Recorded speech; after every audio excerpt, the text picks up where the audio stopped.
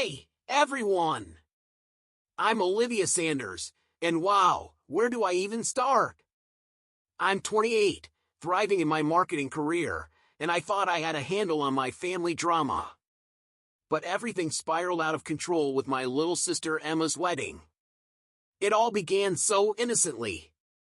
I was helping Emma plan her dream day, trying my best to ignore the dark cloud looming over us, our dad, Robert.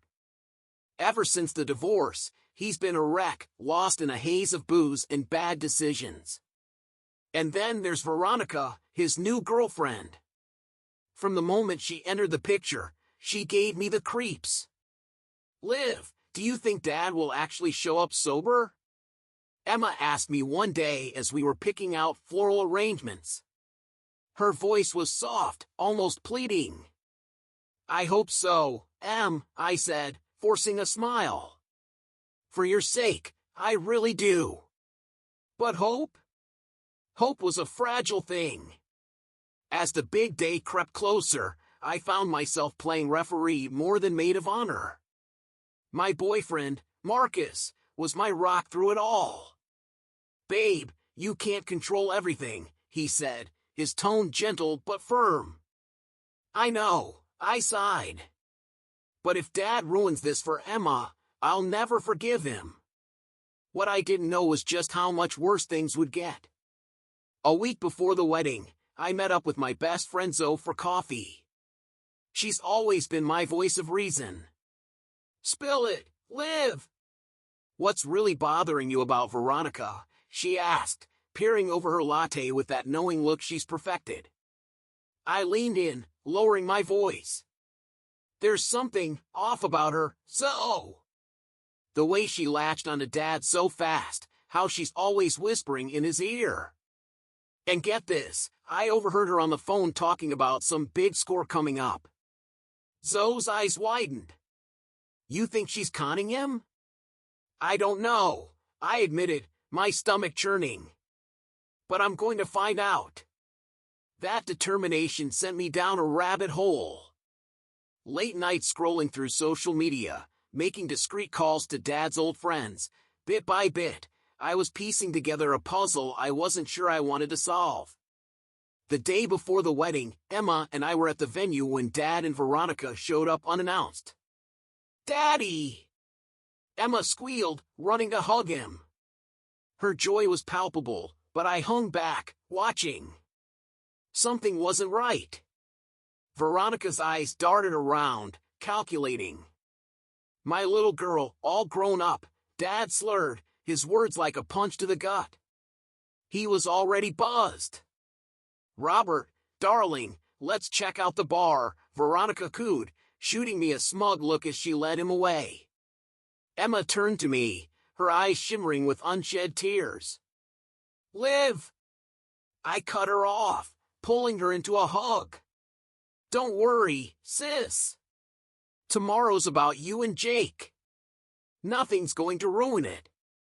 Oh, how wrong I was. The ceremony was breathtaking. Emma looked radiant, and for a fleeting moment, the chaos of our family faded into the background. As I stood beside her, watching her exchange vows with Jake, I felt a glimmer of hope. Maybe, just maybe, we could have one perfect day. But that hope shattered the moment we stepped into the reception. There was Dad at the bar, already plastered, with Veronica clinging to him like a leech. You okay? Marcus whispered, his hand warm and steady on mine. I've got to keep it together for Emma, I muttered, forcing a smile that felt more like a grimace. As the night wore on, the tension in the room became unbearable. Dad's laughter grew louder, his movements more erratic. Veronica's eyes scanned the room with a gleam that made my skin crawl. Liv, Dad's making a scene, Emma whispered, her voice tight with worry. I'm on it, I said, my resolve hardening. Marching over, I found Dad mid-sloppy Macarena. Dad, let's get some fresh air, I suggested, keeping my tone as calm as I could. Nonsense! I'm celebrating my baby girl's big day, he slurred, stumbling as he twirled. And then Veronica appeared, her grip on his arm vice-like. "Leave him alone. He's having fun," she snapped. "This isn't about fun. It's about respecting Emma's day," I countered, struggling to keep my voice steady. Her eyes narrowed. "You think you're so perfect, don't you? Always trying to control everything." The argument escalated fast. Our voices grew louder, accusations flying like daggers. "You don't know anything about our family," I spat. "I know your daddy prefers my company to yours," she sneered. Something inside me snapped. "Is that before or after you drained him of his money?" Veronica's face twisted with rage. And then, she lunged. A knife gleamed under the reception lights. Screams echoed around me. Time seemed to slow as I stood frozen, my mind screaming, "This can't be happening." Then Marcus tackled her. The knife clattered to the floor as chaos erupted. Guests scattered. Chairs overturned. Amid the mayhem, I caught sight of Emma, her face a mask of horror. Jake held her back as security restrained Veronica, her screams cutting through the night like shattered glass. When the police finally led her away in handcuffs, I saw Dad, standing off to the side, lost, broken. In that moment, I knew nothing would ever be the same. I hesitated for a moment, a thought gnawing at the edges of my mind. Could it be possible? My voice trembled as I confessed to Zoe, "I think he did." The revelation hit me like a freight train. Pieces of evidence we had uncovered, joint bank accounts, suspicious transfers, painted a damning picture. My father wasn't just a victim, he was an accomplice. Breaking the news to Emma was one of the hardest things I've ever had to do. We sat in her kitchen, the remnants of her wedding still scattered around, the unopened gifts in the corner a cruel reminder of what should have been a happy memory. "I can't believe it," she whispered, her voice thick with disbelief, tears streaming down her face. "How could he do this to us?" "I don't know him anymore," I admitted, my voice hollow. "But we need to protect ourselves now." Emma wiped her tears and met my gaze, her own resolve hardening. "I'm with you, Liv. Always." The guilt was unbearable, an anchor tied to my chest. By exposing our father's crimes, I risked destroying whatever was left of his life. But hadn't he done that himself? The anger, the betrayal, the endless questions, they were too much to handle alone. That's how I found myself sitting across from Dr. Chen, my therapist, trying to make sense of the chaos.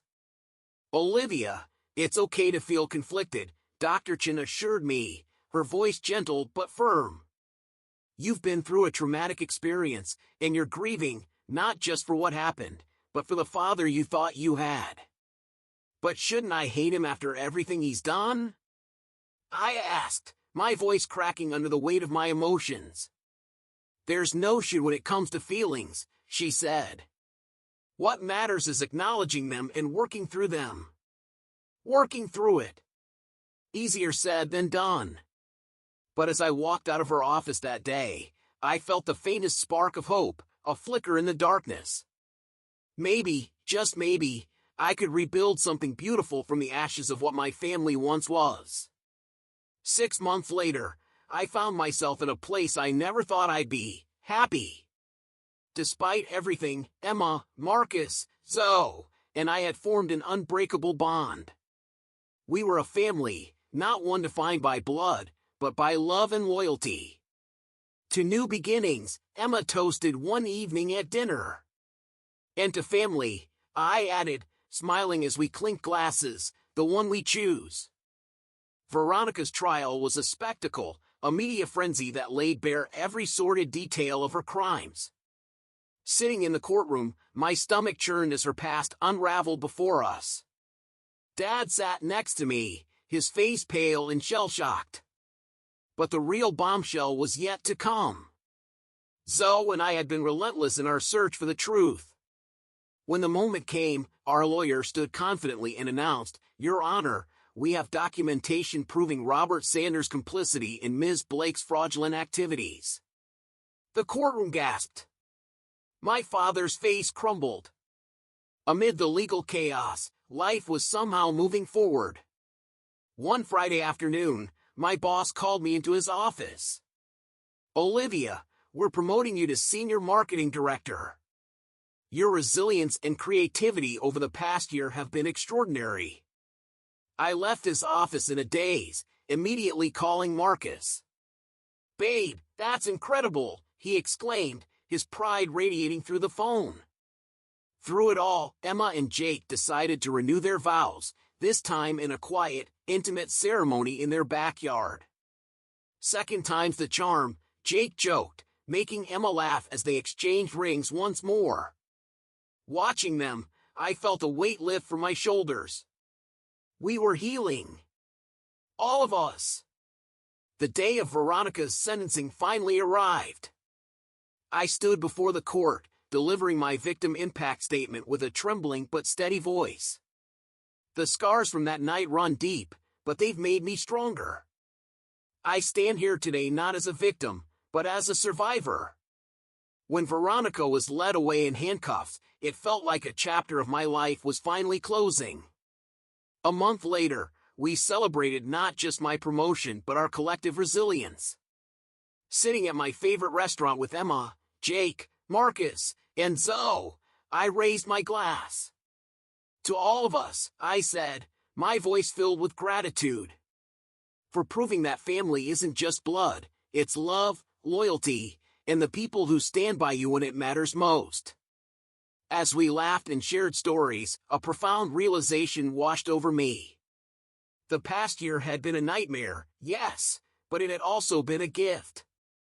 It revealed my strength, my capacity for love, and the power of letting go of toxicity. This wasn't a perfect ending. It was real, raw, and deeply beautiful in its own way. And as I looked toward the future, I felt something I hadn't in a long time: hope. So, that's where my story ends. But now, I'm curious, what would you have done? If you were in my shoes, would you have given your father another chance? Or would you have stood firm, like I did? Let's talk about it in the comments. I'd love to hear how you've handled similar situations in your own lives. If my story resonated with you, please give this video a like and consider subscribing for more real-life drama and honest conversations about navigating complicated family dynamics. Your support means the world to me, and it helps keep these stories alive. Thank you for watching. I'll see you in the next video.